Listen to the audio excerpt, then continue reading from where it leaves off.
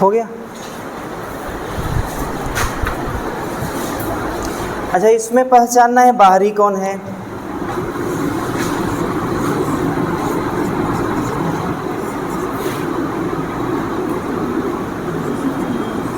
इसमें बाहरी कौन है बताइए। इसमें दोनों बाहरी नहीं हैं। क्लियर? दोनों का जो मिल करके नेट फोर्स आएगा वो बाहरी है। क्लियर ना? मतलब बाहरी ये भी नहीं, बाहरी फोर्स ये भी नहीं होगा, बाहरी फोर्स ये भी नहीं होगा, बाहरी फोर्स होगा, बाहरी मतलब कि एक्सटर्नल फोर्स। एक्सटर्नल थोड़ा इंग्लिश में हो जा रहा है, वो फील नहीं करा था थोड़ा बहुत, इसलिए बाहरी और क्षमता के बारे में बात कर रहे हैं। तो बाहरी फोर्स जो है, ये पता है कि नहीं, हर इंसान जिसका जो अपना मातृभाषा है वो उस लैंग्वेज में, वो अलग बात है, इंग्लिश मैन, हिंदी मैन, जो भी भोजपुरी मैन, अलग बात है। वो हर इंसान, मतलब ये गवर्नमेंट का भी यही पॉलिसी, न्यू एजुकेशन पॉलिसी ही है ना, कि हर इंसान जो अपनी मातृभाषा में बोलता है उसमें ज़्यादा वो सीख पाता है। क्लियर ना? बहुत ज़्यादा अच्छे सीख पाता है, फील कर पाता है। इसलिए हम इसको हमेशा इन्वॉल्व करते हैं। जहाँ पे बुकीज जो भी डेफिनेशन आता है उसको इंग्लिश में लिखवा देते हैं, लेकिन समझना में, फील करना हिंदी में ही। क्लियर ना? नहीं तो क्या बाहरी, क्षमता, क्या वर्ड यूज़ करते हैं। अगर इसको केवल सीखने के पर्पज़ से अगर मन में लिया जाए तो ज़्यादा फील कराते हुए समझाता है चीज़ों को। अच्छा, तो देखिए, तो यहाँ बाहरी कौन होगा? यहाँ बाहरी 20 - 7 मतलब 14 न्यूटन होगा। 13 आएगा? ठीक है, कोई बात नहीं। अच्छा, अगर हम बाहरी इसको बोल देते हैं और इसका क्षमता अगर 15 का होता, समझ रहे हैं ध्यान से, अगर इसका क्षमता एक दूसरे को रोके रहने का 15 का होता तो बाहरी तो ज़्यादा है ना, ये चला देता ये, लेकिन बाहरी ये है ही नहीं। बाहरी तो इन दोनों का कंबाइंड है। इन दोनों का बाहरी कंबाइंड क्या होगा? तो 20 - 7 मतलब 30 न्यूटन होगा। वो किधर लगेगा? आगे की तरफ लगेगा। अगर 15 क्षमता है तो नहीं चला पाएगा। चलिए, बहुत बढ़िया। यहाँ तक चीज़ें मतलब अगर समझ में आ रहा है तो आगे हम लोग जो है बढ़ते हैं, आगे स्टेप मिटा दें।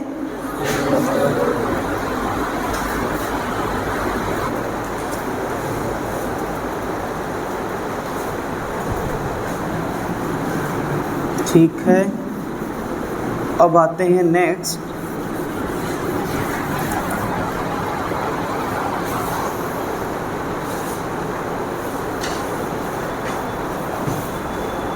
अब फिर कल के एग्जाम्पल को उठाते हैं। कल भले 50 मिनट लगा था करीब करीब, कल मतलब जो भी कल पढ़े थे, जो भी टाइम लगा था उसमें हम बार बार उस एग्जाम्पल को लेकर के, वो एग्जाम्पल या न्यूमेरिकल एग्जाम्पल वो आपको समझाने में ज़्यादा सपोर्ट करेगा। क्या था उसमें, शायद याद होगा, 2 kg का मास लिए थे, एक बार 2 न्यूटन का फोर्स लगाए थे, एक बार 5 न्यूटन का, एक बार 7 न्यूटन का, फिर 10 न्यूटन का, और इसका क्षमता 10 न्यूटन का था और इसी पर चल सकता है। तो ये इसी फोर्स पर वो चलने वाला था, स्लिप करने वाला था। तो देखिए अगला स्टेप क्या होगा, इसमें यहीं से इक्वेशन क्रिएट करेंगे। जो भी नंबर आएगा इसका 3, 4, 5 जो भी नंबर आप डाल लीजिएगा। इसमें क्या इसमें लिखना है कि अगर बाहरी कम, क्षमता ज़्यादा, क्षमता ज़्यादा, तो ब्लॉक नहीं चलेगा, नहीं चलेगा। मतलब क्या? जीरो। क्वेश्चन पूछेगा फाइंड एक्सेलरेशन ऑफ ब्लॉक, तो यहीं से चेक करेंगे। अगर बाहरी कम है, क्षमता ज़्यादा है, तो ब्लॉक नहीं चलेगा। तो जो पूछा रहेगा find acceleration of the block, तो एक्सेलरेशन ऑफ द ब्लॉक क्या होगा?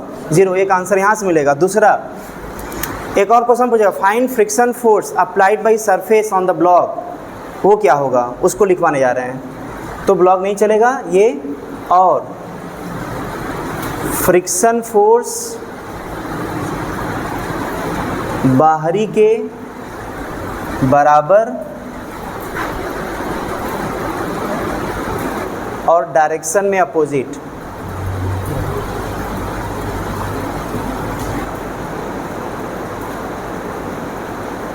लगेगा।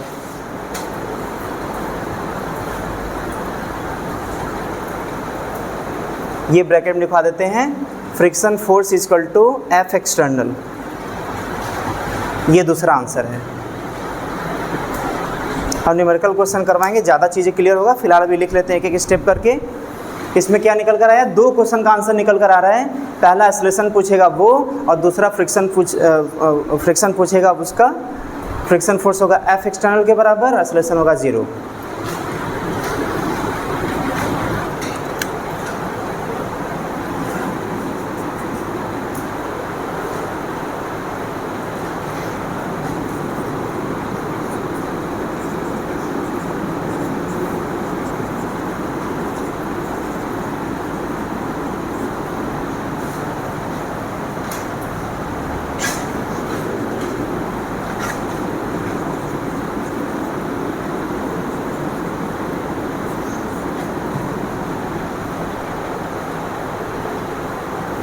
अगर बाहरी फोर्स क्षमता के बराबर तो ब्लॉक जस्ट स्लिप करने वाला होगा तो फ्रिक्शन फोर्स एफ मैक्स के बराबर होगा, जो म्यू एस इंटू एन के बराबर होगा। म्यू एस इंटू एन के बराबर होगा।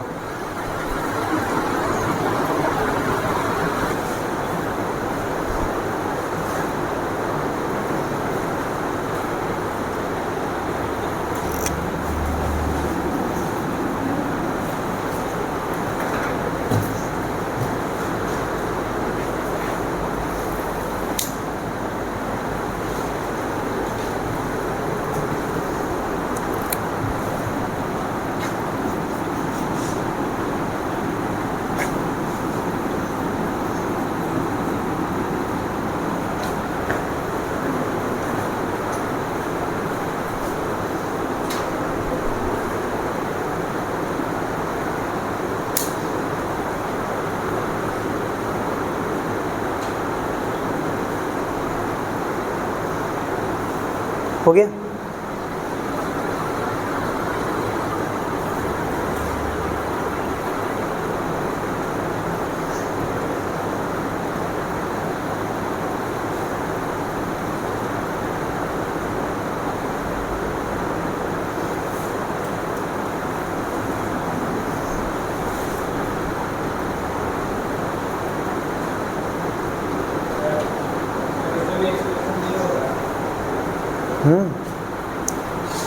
वाला हो गया। अब आगे बढ़ते हैं। यहाँ से 2 पॉइंट निकल कर आ रहे हैं जो ऑब्जेक्टिव फॉर्म में भी क्वेश्चन कभी पूछ देता है। जैसे यही तो उसका एफ मैक्स है, मैक्सिमम स्टैटिक फ्रिक्शन फोर्स। तो पहला पॉइंट ये निकल कर आ रहा है कि जो फ्रिक्शन फोर्स होता है, कौन सा friction force? Static friction force. Static friction force हमेशा छोटा होता है या बराबर होता है किसके? एफ मैक्स से। जो मैक्सिमम स्टैटिक फ्रिक्शन फोर्स है उससे स्टैटिक फ्रिक्शन फोर्स हमेशा छोटा होता है, और स्टैटिक फ्रिक्शन फोर्स का मैक्सिमम वैल्यू ये आता है। यही कंडीशन है जो कि हमें यहाँ से पता भी चल रहा है कि स्टैटिक फ्रिक्शन फोर्स हमेशा छोटा होगा मैक्सिमम स्टैटिक फ्रिक्शन फोर्स या लिमिटिंग फ्रिक्शन फोर्स से। एक तो पॉइंट ये निकल कर आ रहा है। दूसरा पॉइंट,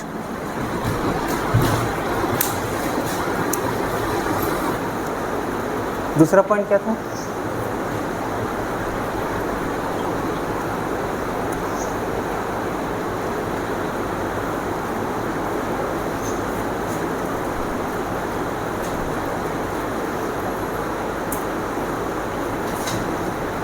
दूसरा पॉइंट देख लेते हैं। पहले एग्जाम्पल के साथ समझ लेते हैं, फिर उसके बाद लिख लेते हैं। देखिए, अगर 2 kg के ब्लॉक पर 2 न्यूटन का फोर्स लगा था आगे की तरफ, तो फ्रिक्शन फोर्स किधर लगा था? उसके अपोजिट, क्योंकि चल नहीं रहा था। तो फ्रिक्शन फोर्स अभी 2 न्यूटन का लगने लगा। जैसे 5 न्यूटन का फोर्स लगेगा तो ये भी 5 न्यूटन का पीछे फोर्स लगाने लगेगा। जैसे 7 लगेगा ये भी 7 से एडजस्ट करेगा। जब 10 लगेगा तो फ्रिक्शन फोर्स पीछे एडजस्ट करेगा 10 फोर्स लगा करके। मतलब ये स्टैटिक फ्रिक्शन फोर्स का नेचर कैसा दिख रहा है, सेल्फ एडजस्टिंग फोर्स लग रहा है, मतलब सेल्फ एडजस्टिंग नेचर लग रहा है किसका, स्टैटिक फ्रिक्शन फोर्स का। मतलब स्टैटिक फ्रिक्शन फोर्स जैसा रिक्वायरमेंट देखता है और जितने का रिक्वायरमेंट देखता है बस उतना ही लगाता है। वो देखता है कि कोई रिक्वायरमेंट नहीं है, मतलब इसके ऊपर एग्जांपल है 0 न्यूटन का। अब इसको लग रहा है कि 0 न्यूटन मतलब कोई फोर्स नहीं लग रहा है, तो जो कोई फोर्स नहीं लग रहा है तो फ्रिक्शन फोर्स भी नहीं लगेगा। तो जो स्टैटिक फ्रिक्शन फोर्स का नेचर वो कैसा दिख रहा है, सेल्फ एडजस्टिंग फोर्स वाला नेचर लग रहा है, वो अपने आप को सेल्फ एडजस्ट करता है। अच्छा, यही फ्रिक्शन फोर्स इधर न लग करके अगर ये बाहरी फोर्स इधर से लगना स्टार्ट हो जाए, तो जो अभी इधर स्टैटिक फ्रिक्शन फोर्स लग रहा था अब वो पलटकर उधर से लगना स्टार्ट कर देगा। अब इधर के डायरेक्शन में, अब इधर की तरफ फोर्स बढ़ाते जाएंगे बाहरी वाला, तो फ्रिक्शन फोर्स इधर की तरफ अपने आप को बढ़ाता जाएगा। इसलिए लिखा जाता है, जैसे फ्रिक्शन फोर्स 3 टाइप का होता है, अभी आगे लिखवाएंगे। एक होता है, 2 का नाम तो आ ही चुका है, पहला स्टैटिक फ्रिक्शन फोर्स, दूसरा जब चलने के कारण लगता है, चलने मतलब काइनेटिक की वजह से, तो उसका नाम पड़ता है काइनेटिक फ्रिक्शन फोर्स, और तीसरा आता है रोलिंग फ्रिक्शन फोर्स। क्लियर ना। तो कभी कभी ऑब्जेक्टिव क्वेश्चन पूछ देता है कौन इसमें से, इन तीनों में से जो सेल्फ एडजस्टिंग फोर्स है, तो लिख लीजिए आप लोग कि static friction force is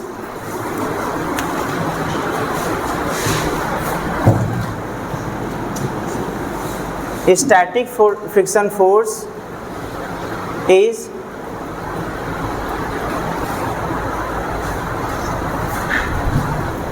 adjusting friction force.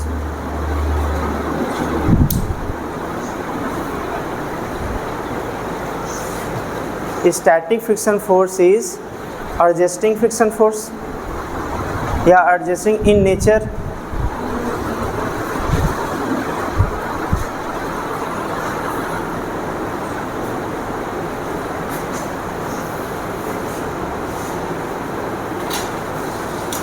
ठीक है, यहाँ तक क्लियर हो गया। अब एक पॉइंट और इसमें देख लेते हैं। कल एक नाम लिए थे पिछले लेक्चर में, एंगल ऑफ फ्रिक्शन। क्या था? एंगल ऑफ फ्रिक्शन किसको बोलते थे?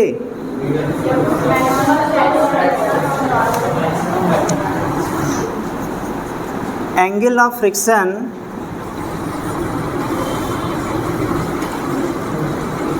किसको बोलते हैं? tan थीटा ना, tan theta. tan theta is equal to क्या था? F max divided by N था क्या? यही था ना। ये कहाँ से निकल कर आया हुआ है वो आप पिछले नोट्स में देख लीजिएगा कि कौन कौन से कंपोनेंट से वैल्यू आया हुआ था। तो अब यहाँ से tan theta is equal to, इसका वैल्यू क्या आ रहा है? इसका वैल्यू क्या होता है नॉर्मल और म्यूएस के टर्म में? Mu s into N by N, N से एन कैंसिल, तो थीटा इज इक्वल टू क्या आ गया? tan inverse mu. मतलब अगर हमसे पूछता है कि अगर म्यूएस दे दिया, म्यूएस क्या है? म्यूएस को क्या बोलते हैं? कोफिशिएंट ऑफ, क्या बोलते हैं? Coefficient of static friction force. तो थीटा हो जाएगा tan इनवर्स म्यूएस। तो कभी पूछा कि एंगल ऑफ फ्रिक्शन क्या होगा, अगर पूछता है तो एंगल ऑफ फ्रिक्शन हो जाएगा tan इनवर्स म्यूएस। क्लियर ना, नोट कर लीजिए। या एक बात और, वो एंगल ऑफ फ्रिक्शन दे देगा, वो म्यूएस नहीं देगा। जैसे हमें एफ मैक्स निकालना है तो क्या क्या चाहिए? अगर हमें क्षमता निकालना है, ये क्षमता है रोके रहने का, क्या फार्मूला होता है? Mu s into N. वो ये नहीं देगा, वो क्वेश्चन में देगा angle of friction is 30 degree, angle of friction is 30 degree. तो 30 डिग्री दे दिया तो मतलब हमें ये नहीं दिया, लेकिन हम निकाल लेंगे tan 30 से। क्लियर ना।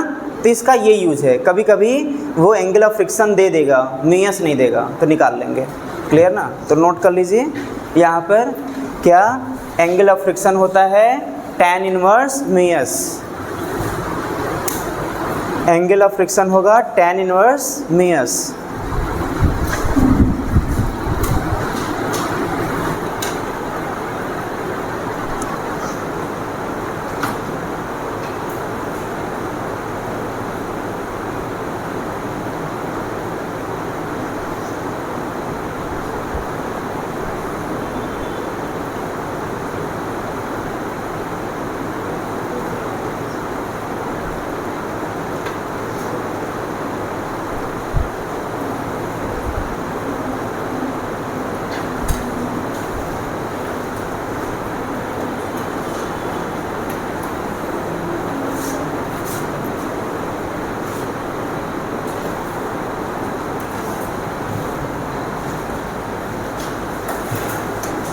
हो गया ना। अब नेक्स्ट पॉइंट पर चलते हैं। अगला केस क्या आएगा? एक तो हो गया बाहरी कम क्षमता ज़्यादा, दूसरा हो गया बाहरी और क्षमता दोनों बराबर। अब तीसरा क्या आएगा? बाहरी ज़्यादा होगा क्षमता कम होगा तो क्या करेगा? चलेगा तो लगेगा म्यू के इंटू एन, यही लिखना है। तो लिखिए इसमें नेक्स्ट पॉइंट।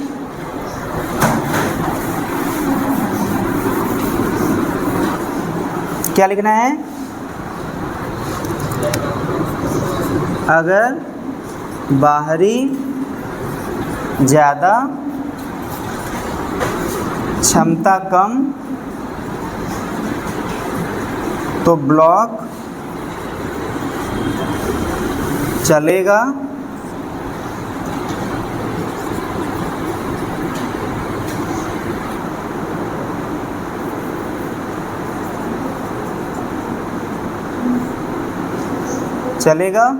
और चलेगा तो लगेगा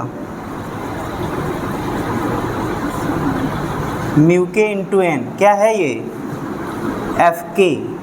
मतलब क्या लगेगा? Kinetic friction.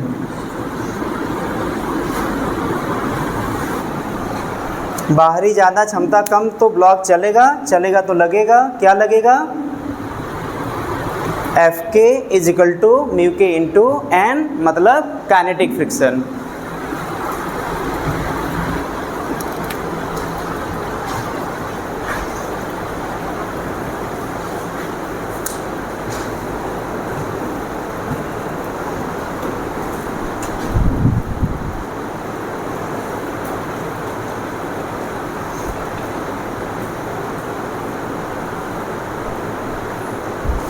चलेगा तो क्या लगेगा?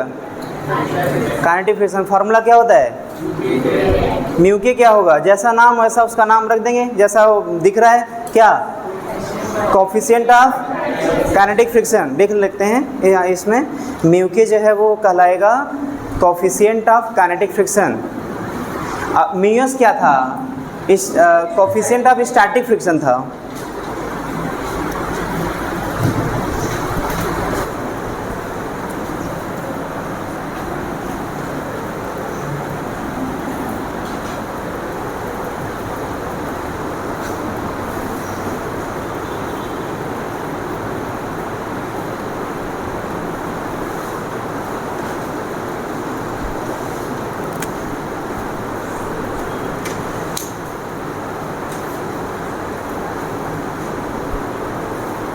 अब देखते हैं इसमें, इधर देखते हैं क्या अंतर दिख रहा है स्टैटिक फ्रिक्शन फोर्स में और काइनेटिक फ्रिक्शन फोर्स में। स्टैटिक फ्रिक्शन फोर्स वेरिएबल था। स्टैटिक फ्रिक्शन फोर्स क्या था? वेरिएबल था। कभी 0 भी लगता था, कभी 2 न्यूटन भी लगता था, कभी 5 न्यूटन भी लगता था, कभी एफ मैक्स भी लगता था। मतलब स्टैटिक फ्रिक्शन फोर्स क्या था? वेरिएबल था, जिसका वेरिएशन कहाँ से कहाँ तक था? 0 से लेकर के एफ मैक्स तक था। लेकिन काइनेटिक फ्रिक्शन का ऐसा नेचर नहीं है। एक बार जो लगा फिर वो लग जाएगा, और तब तक लगेगा जब तक रिलेटिव स्लिपिंग होता रहेगा।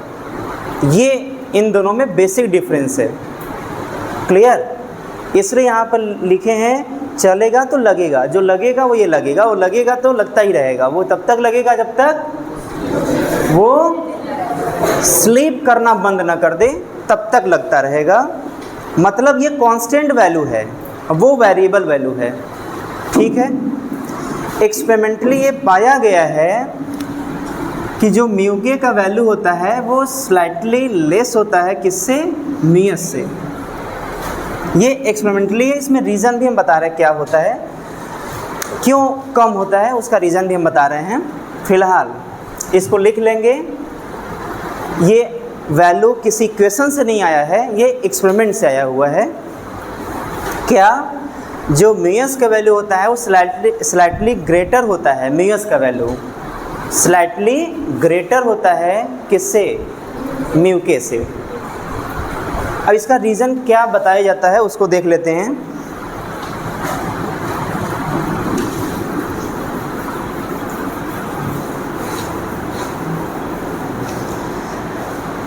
पूरा कहानी जो भी है बस यही है लास्ट, अब पूरा क्वेश्चन ही चलेगा, अब कहीं भी कोई कहानी नहीं आएगा। एक बार और कहानी आएगा कि दो पार्टनर रहते हैं, क्षमता ज़्यादा या ज़रूरत ज़्यादा, क्लियर ना। बस एक और वो लास्ट में आएगा जब एक ब्लॉक के बाद दूसरा ब्लॉक, फिलहाल उसके पहले इसी से पूरा क्वेश्चन बन जाना है।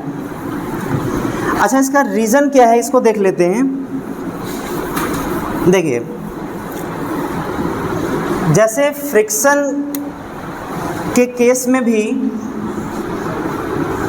और न्यूटन्स लॉ केस में भी डायग्राम तो ऐसा ही बनता था। कोई डायग्राम में अंतर नहीं दिख रहा है क्योंकि ये माइक्रो लेवल पे है, मतलब माइक्रो लेवल पे, माइक्रो लेवल पे नहीं है। अच्छा, माइक्रो लेवल क्या होता है, जो हमें आँख से दिखता है, जो हमें दिख रहा है, इसके बारे में बात कर रहे हैं। तो दोनों सेम जैसा दिख रहा है, लेकिन अगर माइक्रो लेवल में बात करें तब उसमें अंतर दिखेगा। अगर माइक्रो लेवल में बात करेंगे तो ये जो है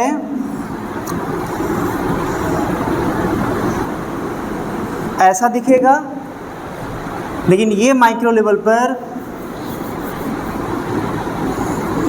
कुछ ऐसा दिखेगा। ये सरफेस है, और ये ब्लॉक भी जो है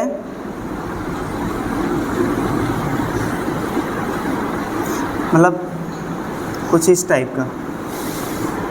ये मतलब यहाँ पर जो दोनों एक दूसरे के कांटेक्ट में हैं, वहाँ पर इस तरीके से जिगजैग टाइप का सरफेस होता है। ये माइक्रो लेवल बात कर रहे हैं। अगर वो स्मूथ है तो अभी भी प्लेन ही है, अभी भी फोर्स लगाएंगे तो कोई रोकने वाला नहीं है, वो चल देगा आराम से। 0+ से ज़्यादा कुछ भी फोर्स लगा दें, कोई बीच में जिगजैग टाइप का पाथ नहीं है जो एक दूसरे में रोकेगा। यहाँ पर थोड़ा फोर्स लगाएंगे चल देगा, लेकिन यहाँ पर अगर फोर्स लगाते हैं तो यहाँ पर जो जिगजैग टाइप का पाथ है वो एक दूसरे में बॉन्ड कर जाएगा, बाइंड कर जाएगा, उसको जाने से रोकता है। ये माइक्रो लेवल पे है। ये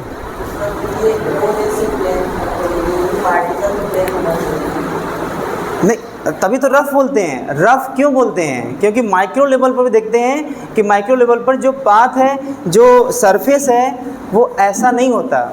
माइक्रो लेवल मतलब उसको 10⁻⁻6 10⁻⁷ लेवल पे बात कर रहे हैं, 10⁻⁵ मीटर पे बात कर रहे हैं। माइक्रो लेवल का मतलब ये ना हुआ mm या mm से कम लेवल में बात करना, मतलब मिलीमीटर या मिलीमीटर से भी कम लेंथ पर बात करना। तो उस लेंथ पे बात करेंगे तो स्मूथ नहीं दिखेगा, जिगजैग पाथ दिखता है। और यहाँ से ये बोला जाता है कि जब स्टार्टिंग में, अब इसका रीज़न हम बता रहे हैं क्यों ऐसा बोला जा रहा है। जब स्टार्टिंग में सरफेस के ऊपर ब्लॉक रखा होता है तो बहुत कम ऐसे पोर्शन होते हैं जो एक दूसरे के कांटेक्ट में होते हैं। बहुत कम ऐसे दोनों के सरफेस होते हैं जो एक दूसरे के कांटेक्ट में होते हैं, और मैक्सिमम ऐसा सरफेस होता है जो एक दूसरे कांटेक्ट में होता ही नहीं है।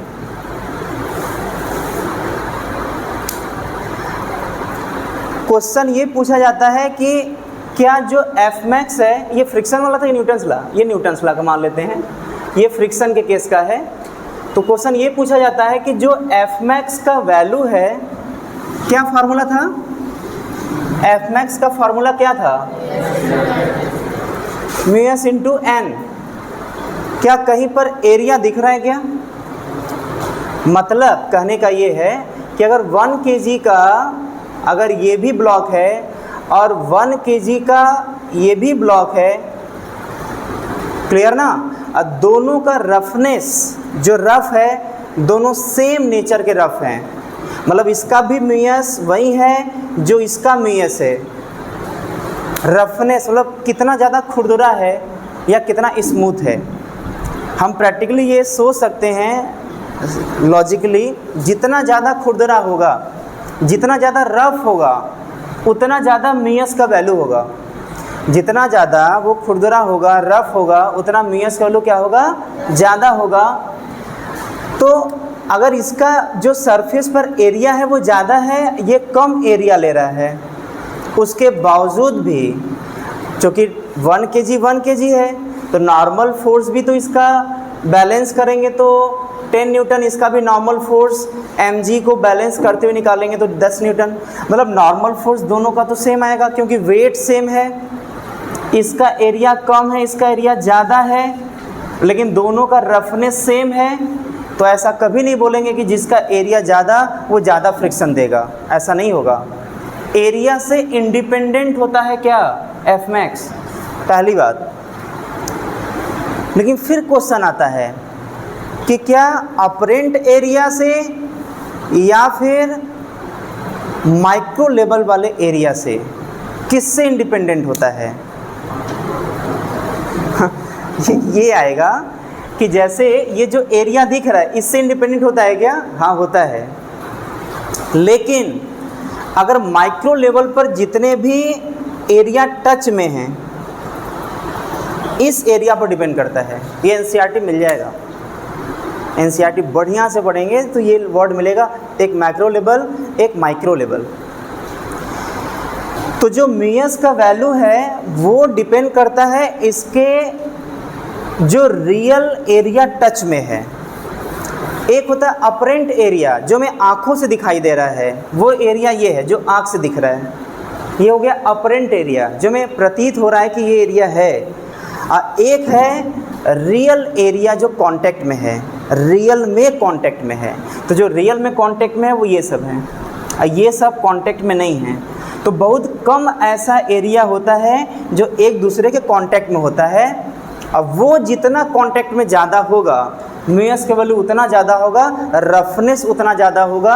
और रीज़न ये बताया जाता है इसमें कि ज़्यादा कम क्यों होता है कि जब दोनों एक दूसरे के कांटेक्ट में होते हैं, बहुत ज़्यादा ऐसे हो जा रहा है, एक्सपेरिमेंट ज़्यादा अंदर तक हम चले जा रहे हैं, लेकिन एनसीईआरटी में दिया हुआ है। 1-2 बार हम देखे थे, क्वेश्चन ऑब्जेक्टिव में भी आया था कि म्यूएस का वैल्यू किस पर डिपेंड करता है, अपरेंट एरिया पर या इस पर, तो बताना पड़ रहा है। कोई बात नहीं, समझने कोई ज़्यादा दिक्कत नहीं है, वैसे है कोई दिक्कत नहीं है समझने में। देखिए है क्या, प्रेशर क्या होता है, अब क्या बताएं, अब रीज़न तो बताना ही पड़ेगा। प्रेशर क्या होता है ये पता है क्या? अच्छा, क्योंकि फोर्स तो इसका जो भी mg लगेगा वो तो लगेगा ही। अब इसका जो एरिया कांटेक्ट में है वो बहुत कम है, तो ये जो एरिया यहाँ पर डिवाइड करेंगे वो बहुत कम है, मतलब एरिया बहुत कम है। अब फोर्स भले ही नॉर्मल हो, 10 ही क्यों ना हो, 10, ये बहुत कम होगा जो कांटेक्ट में है, तो जब डिवाइड करेंगे तो बहुत ज़्यादा प्रेशर आता है। जब प्रेशर ज़्यादा आने का मतलब ये हुआ कि दोनों एक दूसरे के एकदम नज़दीक जाएंगे, दोनों सरफेस एक दूसरे के एटॉमिक लेवल पर नज़दीक जाएंगे। और जैसे ही दो एटॉमिक लेवल पर नज़दीक जाते हैं तो उनके बीच अट्रैक्शन शुरू होता है, पता नहीं क्या होता है। जैसे एक लेवल से, जैसे 2 एटम हैं, ये नेचर होता है, 2 एटम दूर हैं और ये इनफाइनाइट डिस्टेंस, पता है कि नहीं, हर distance with respect to relative distance के रिस्पेक्ट में इनफाइनाइट, या तो अगर 2 एटम अगर इतने दूरी पर हैं तो समझिए इनफाइनाइट डिस्टेंस पर हैं। जब वो 10⁻⁻⁶ लेवल पे जाएगा, 10⁻⁻⁶ मीटर, इतना नज़दीक चला गया, तो वो जो है इनफाइनाइट लेवल नहीं, वो फाइनाइट डिस्टेंस होगा। और जब वो फाइनाइट डिस्टेंस लगभग किसको बोलते हैं, जो बॉन्ड लेंथ होता है ना, आप लोग केमिस्ट्री में पढ़े होंगे, बॉन्ड लेंथ 2 एटम के बीच का जो लेंथ जो भी लेते हैं एवरेज, वो बॉन्ड लेंथ 10⁻⁻⁶ के लेवल का होता है। 10⁻⁵ मीटर के लेवल का होता है। आप कभी देखिएगा एक्सपेरिमेंटल वैल्यू केमिस्ट्री में वो मिलेगा। बॉन्ड लेंथ वही होता है, और वहाँ पर जो भी आयनिक बॉन्ड हो गया, कोवैलेंट बॉन्ड हो गया, या जो भी बॉन्डिंग एक्ट करता है वो लगभग इसी लेवल में एक्ट करता है, 10⁻⁶ या 10⁻⁵ के लेवल में जो बॉन्डिंग बनता है। तो यहाँ पर इतना ज़्यादा प्रेशर आ जाता है कि दोनों एटम एकदम नज़दीक जाते हैं, और जैसे एटम नज़दीक जाते हैं वैसे उन दोनों के बीच अट्रैक्शन शुरू होता है। फिर एक सरफेस दूसरे वाले ब्लॉक के सरफेस को अट्रैक्ट करके वो बॉन्ड बना लेता है, और जब वो बॉन्ड बनाता है तो स्टार्टिंग में उसको तोड़ना थोड़ा कठिन होता है।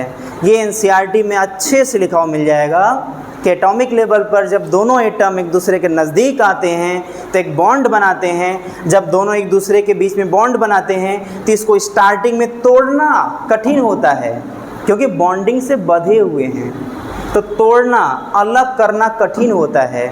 इसीलिए एफमैक्स से आने वाला म्यूके नहीं, एफमैक्स से आने वाला म्यूएस क्या होता है, ज़्यादा होता है। जहाँ एक बार बॉन्डिंग टूटा, एक बार चला, और जब एक बार चल दिया तो बॉन्डिंग बनने का चांस ही नहीं मिलता इस वाले एटम को इस वाले एटम के साथ। भाई बॉन्डिंग बनने के लिए उसके पास नज़दीक जाना पड़ेगा ना।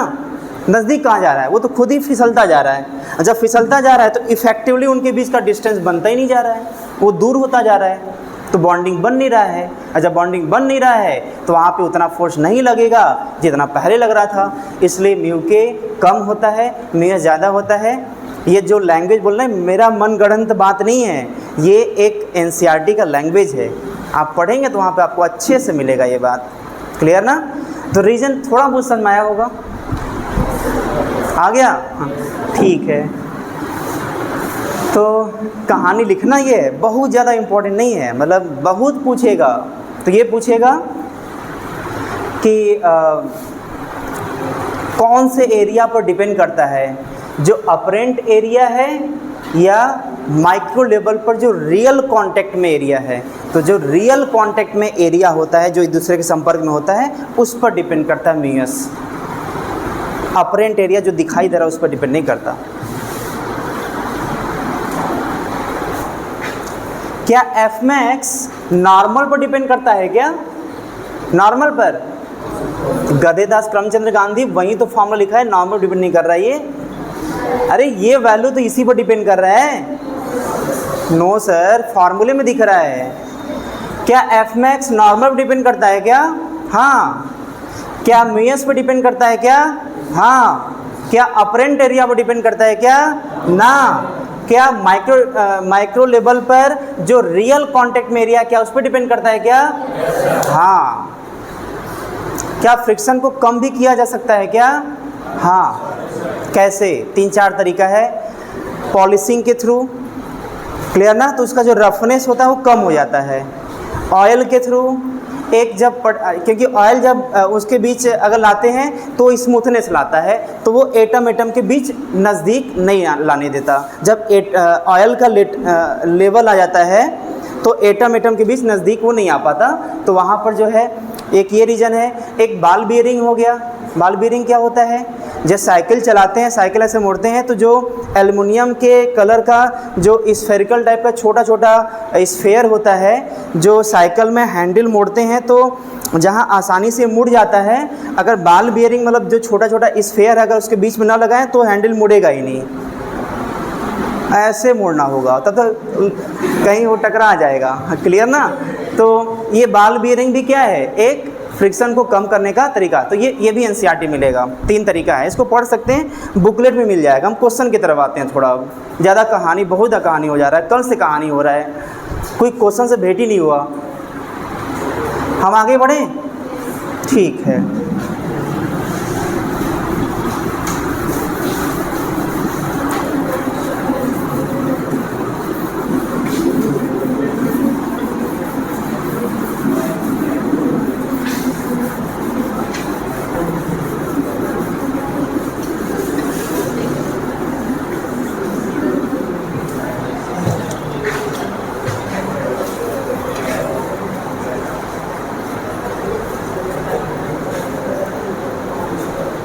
अब देखते हैं इधर ग्राफ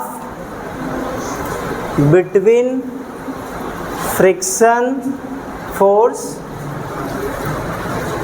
एंड एक्सटर्नल फोर्स।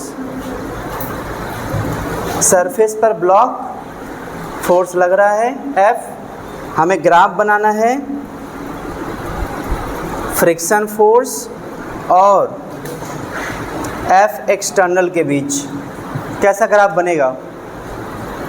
हम 3 स्टेटमेंट लिखवाए थे, क्षमता और बाहरी वाले पर 3 स्टेटमेंट चला था। देखिए एक एक करके। पहला स्टेटमेंट था, पहला था बाहरी कम क्षमता ज़्यादा। तो उस केस में अलग बात है कि ये था, लेकिन उस केस में ये भी था। फ्रिक्शन फोर्स है ना, ये फ्रिक्शन फोर्स है क्या? ये ठीक है, तब फ्रिक्शन फोर्स, इसको F8 से डिनोट करते हैं। क्लियर? क्या दोनों हमेशा बराबर होगा क्या? ऐसे में ये होगा क्या? अरे भाई, अरे अब क्या खतरनाक ऐसा लिख दिए कि सोचा जा रहा है, समझ में नहीं आ रहा है। अरे पहला स्टेटमेंट जो लिखवाए थे, क्षमता ज़्यादा, डर गए हैं क्या इतने पूरे कहानी से?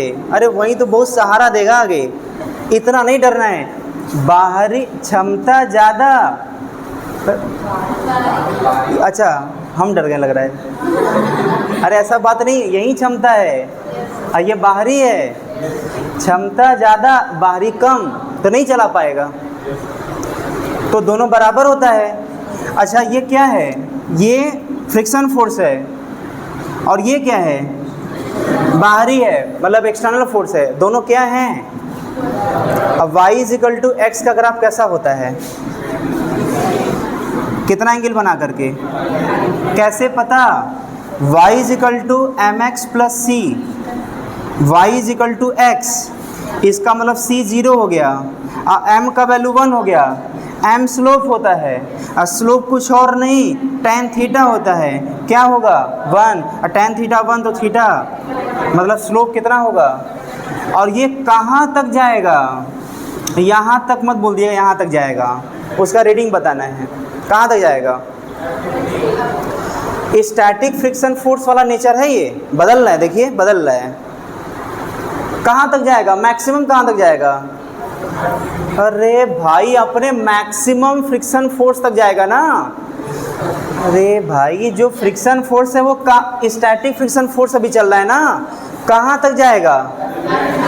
अपने Fmax तक। क्या होता है? μs × n। लेकिन अच्छा ये रीडिंग क्या होगा? ये वाला, ये रीडिंग क्या होगा?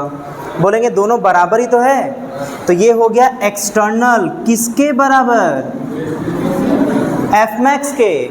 मतलब यहाँ से ये जो बाहरी है यहाँ तक बाहरी और क्षमता बराबर हो चुके हैं, बराबर हो चुके हैं। कौन कौन? बाहरी और क्षमता। अब जैसे ही अब रीडिंग आगे बढ़ा, किसका? बाहरी वाले का, मतलब क्षमता से आगे निकल जाएगा। और जैसे ही इसका क्षमता से आगे निकल गया, बाहरी ज़्यादा क्षमता कम हो गया, तो अब जो Fmax था, अब थोड़ा सा जो Fmax का रीडिंग है, क्योंकि देखिए Fmax का फार्मूला होता है μs × n और Fk का फार्मूला होता है μk × n। तो ये तो कॉमन है, लेकिन ये कम होता है, ये ज़्यादा होता है। अब इसके पर लिखवाए थे, तो ये कम है तो ये कम होगा, और ये कम है तो इसका रीडिंग में भी कम आएगा ना ऐसे। और ये अगर एक बार लग गया तो लगता ही रहेगा कांस्टेंट फॉर्म में, मतलब वो ग्राफ बनेगा ऐसा। ये आ गया Fk। Fk मतलब μk × n। यही ग्राफ है फ्रिक्शन फोर्स और एक्सटर्नल फोर्स के बीच का।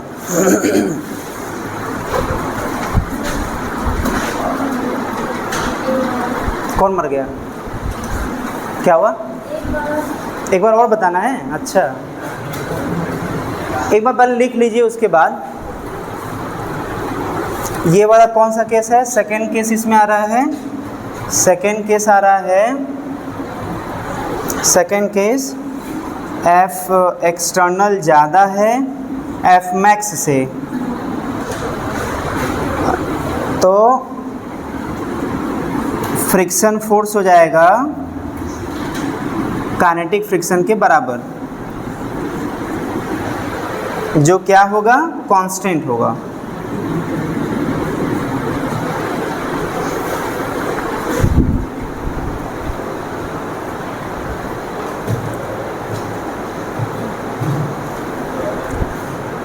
जब तक फिजिक्स को फिजिक्स जैसा पढ़ेंगे ना, कभी नहीं आएगा।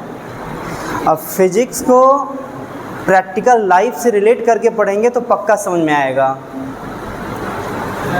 यहाँ दिक्कत इसी बात का है, क्या कोई गलती है क्या इसमें?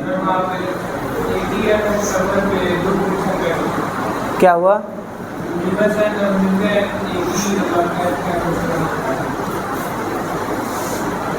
कहाँ पर? हाँ, मतलब जैसे बाहरी क्या हो गया? ज़्यादा, क्षमता कम, तो चलेगा, चलेगा तो लगेगा, क्या लगेगा? म्यू के इनटू एन। अच्छा, ग्राफ में बता रहे हैं एक ही रीडिंग? नहीं, रीडिंग नहीं है, वो एक वैकेंट रहेगा। ये वाला वैकेंट होता है, ये वाला यहाँ पर रीडिंग वैकेंट होता है, यही बोल रहा है ना? हाँ, तो बहुत माइन्यूट जो है कॉन्सेप्ट है ये, मतलब थोड़ा बहुत ही बेसिक लेवल पे। वहाँ रीडिंग वो नहीं देगा वो ना, उसके बाद उसका रीडिंग शुरू होगा।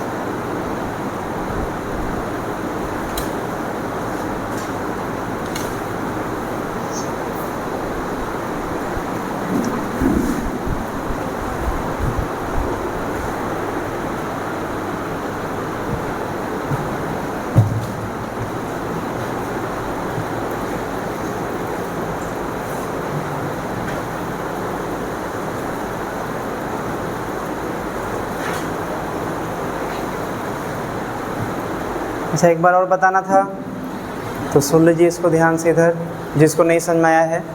देखिए, पहला केस हम लोग ये लेकर चल रहे थे कि अगर उसका क्षमता ज़्यादा है और एक्सटर्नल मतलब बाहरी कम है, तो बाहरी कम उसको रिलेट करना है, इमेजिन करना है ना, कि कोई ब्लॉक होगा, कोई ऐसे खींच रहा होगा, उसको पुल कर रहा होगा।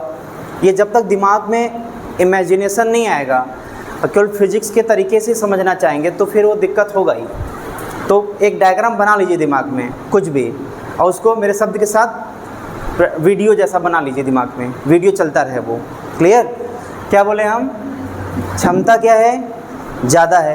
क्षमता ज़्यादा मतलब दिमाग कैसा बनना चाहिए? सरफेस है, ब्लॉक है, उसका क्षमता एक दूसरे के साथ रहने का ज़्यादा है। दूसरा, उसका बाहरी मतलब ब्लॉक के सामने इधर कोई खींच रहा होगा, ऐसा दिमाग में इमेजिन करना है। कोई पर्सन है जो खींच रहा है, तो वो पर्सन भी ऐसे दिमाग बनना चाहिए कि वो ऐसे खींच रहा है, पुल कर रहा है, तो वो कम है, तो सुबह चलेगा नहीं, चलेगा, एक्सप्रेशन जीरो हो गया। तो एक्सटर्नल वाला उसके जस्ट अपोजिट फ्रिक्शन फोर्स लग जाएगा रोके रहने के लिए, इससे दोनों बराबर हो गया। ये वाई एक्सिस पर है, ये एक्स एक्सिस पर है, वाई इक्वल टू एक्स हो गया, वाई इक्वल टू एक्स का ग्राफ ऐसा ही होता है। क्लियर? दूसरा कि जब दूसरा केस आ गया कि जब बाहरी ज़्यादा हो गया, वैल्यू ज़्यादा, क्षमता कम हो गया, उसको चला ले जाएगा तो स्लिपिंग हो जाएगा। जब स्लिपिंग होगा तो वहाँ पे काइनेटिक फ्रिक्शन लगेगा। काइनेटिक फ्रिक्शन वेरिएबल नहीं होता है, वो कांस्टेंट होता है। इसे देखिए कांस्टेंट फॉर्म में ये ग्राफ बन गया है। क्लियर ना? अब हम लोग स्टार्ट करते हैं। क्वेश्चन जो है लिखिए, question find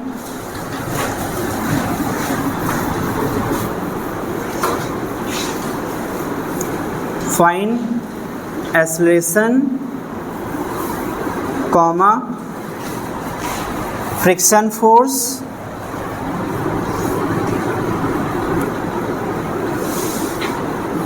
find acceleration comma friction force and contact force by surface on block and contact force by surface on block.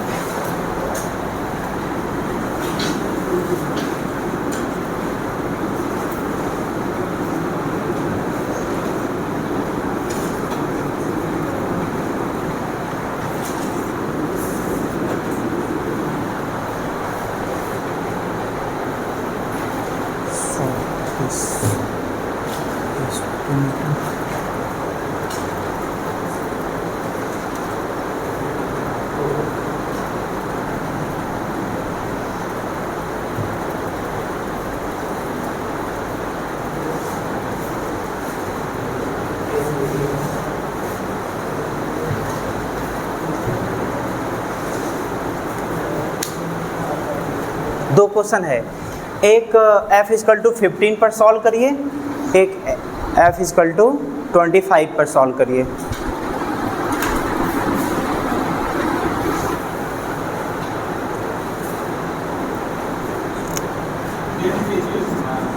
हाँ 10 kg।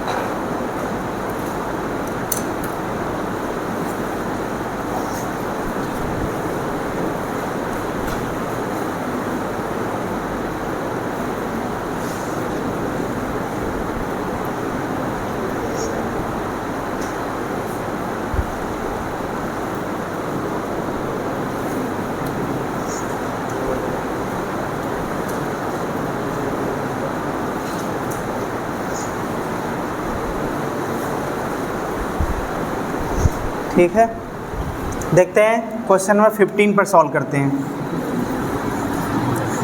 F=15 न्यूटन लग गया और 10 kg का मास है।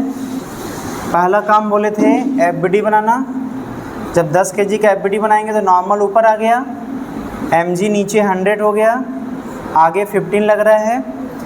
सेकेंड स्टेप बताए थे कि परपेंडिकुलर वाले लाइन में हम नॉर्मल का वैल्यू निकाल करके उसका क्षमता पता कर लेते हैं। तो जो सरफेस के परपेंडिकुलर वाला लाइन है ये है, उसके हेल्प से हम नॉर्मल का वैल्यू निकालते हैं। तो ये चल रहा है कि नहीं चल रहा, इधर इस डायरेक्शन में चल रहा है क्या? अगर इस डायरेक्शन में नहीं चल रहा है, जितना ऊपर फोर्स उतना नीचे फोर्स, मतलब n का वैल्यू क्या आ गया, तो Fmax का वैल्यू क्या आएगा? क्योंकि हमें क्षमता निकालना सबसे पहला काम है। तो μs × n कितना जाएगा? 0.2 × 100 मतलब 20 न्यूटन। जब तक हमें क्षमता नहीं पता चलेगा हम लोग आगे नहीं बढ़ सकते, क्योंकि इसी से तो बाहरी वाले का तुलना करना है। बाहरी कौन होगा? जो सरफेस के पैरेलल होगा। अब कंपेयर करिए कौन ज़्यादा कौन कम, बताइए कौन ज़्यादा कौन कम। तो बोलेंगे यहाँ पर Fmax मतलब क्षमता ज़्यादा है और जो बाहरी है वो कम है। तो फिर क्या बोले थे यहाँ पर, ऐसा होगा तो क्या होगा? नहीं चलेगा, नहीं चलेगा तो क्या होगा? एक्सेलरेशन 0 होगा। अब फ्रिक्शन फोर्स के बारे में क्या लिखा हुआ है? स्टेटमेंट क्या लिखा हुआ है? फ्रिक्शन फोर्स बाहरी के बराबर, यही लिखा हुआ है, बाहरी के बराबर डायरेक्शन में अपोजिट लगेगा। देख लीजिए क्या लिखा हुआ है कि जब एक्सेलरेशन 0 होगा तो फ्रिक्शन फोर्स बाहरी के बराबर डायरेक्शन में अपोजिट, मतलब ब्लॉक के ऊपर बाहरी के बराबर मतलब 15 और डायरेक्शन में अपोजिट मतलब इधर, यही फ्रिक्शन फोर्स लगेगा। बाहरी के बराबर डायरेक्शन में अपोजिट, यही फ्रिक्शन फोर्स लगेगा। 2 आंसर आ गया। तीसरा क्या पूछ रहा है? Contact force. कांटेक्ट फोर्स होता क्या है? कांटेक्ट फोर्स का ही तो 2 कंपोनेंट था, जिसमें से एक का नाम पड़ा था नॉर्मल फोर्स, दूसरे का नाम पड़ा था तो हमको इस बार क्या पूछ रहा है, कांटेक्ट फोर्स। तो वो तब आएगा जब हमें नॉर्मल और फ्रिक्शन दोनों पता रहेगा। तो क्या आएगा कांटेक्ट फोर्स, देखिए ये आ गया 100 नीचे mg, इधर आ गया 15, तो नॉर्मल फोर्स इधर आ गया, इधर ना। तो देखिए नॉर्मल और फ्रिक्शन के बीच में से जाएगा,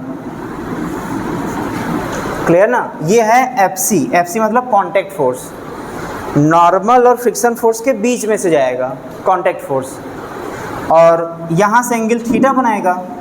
FC इक्वल टू क्या होगा, कांटेक्ट फोर्स क्या होगा, रूट में 15 का स्क्वायर प्लस 100 का स्क्वायर, ये हो जाएगा। अब देखिए यहाँ से 5 बाहर, बाकी सिंप्लीफाई कर लेंगे इसको। एग्ज़ाम में थोड़ा बढ़िया डाटा दे देगा, उस कैलकुलेशन आसान हो जाएगा। फिलहाल इसको सॉल्व कर लेंगे, यही है कांटेक्ट फोर्स।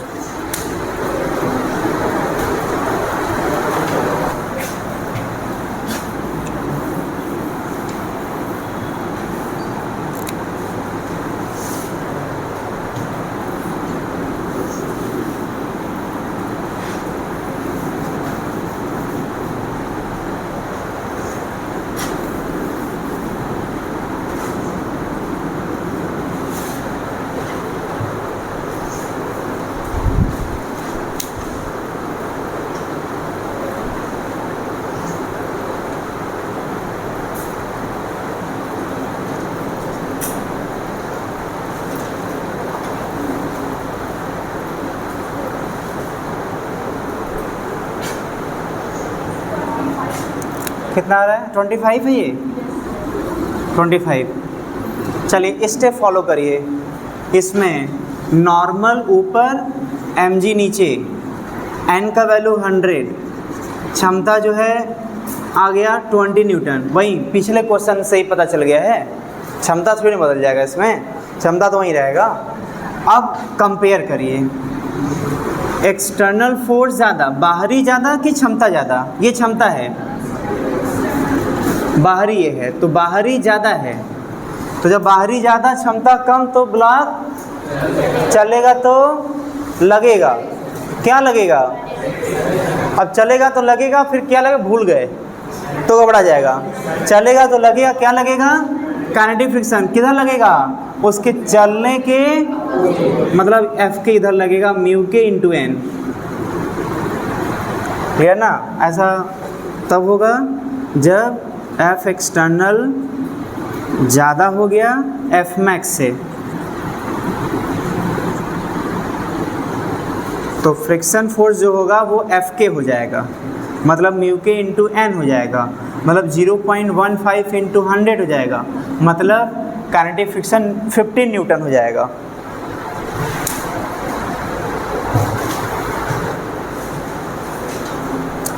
और जब फ्रिक्शन के बारे में पता चल गया तो अब कंप्लीट एफबीडी बनाइए। अब कंप्लीट एफबीडी, क्योंकि इसमें अब फ्रिक्शन भी शामिल हो जाएगा कंप्लीट एफबीडी में। कंप्लीट एफबीडी बनाइए जिसमें फ्रिक्शन फोर्स भी शामिल होगा।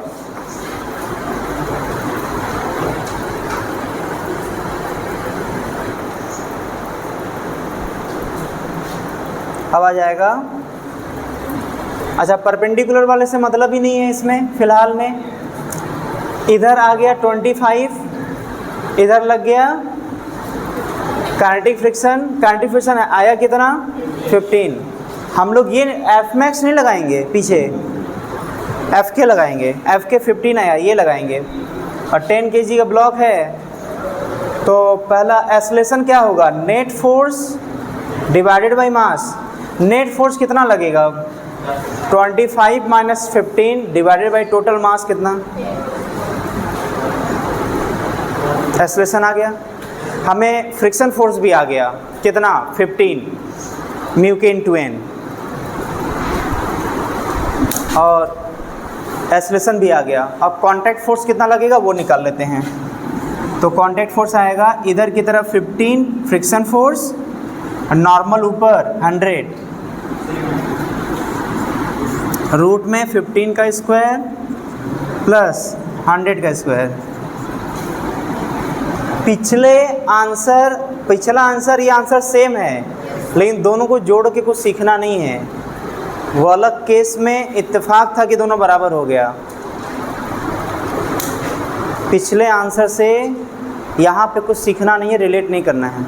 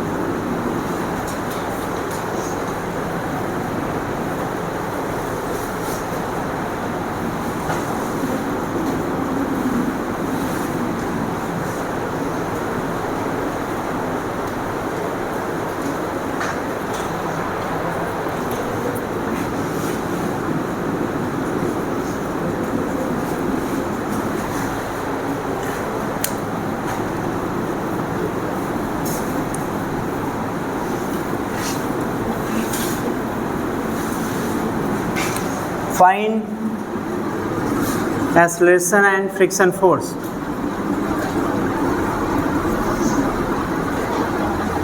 Find acceleration and friction force.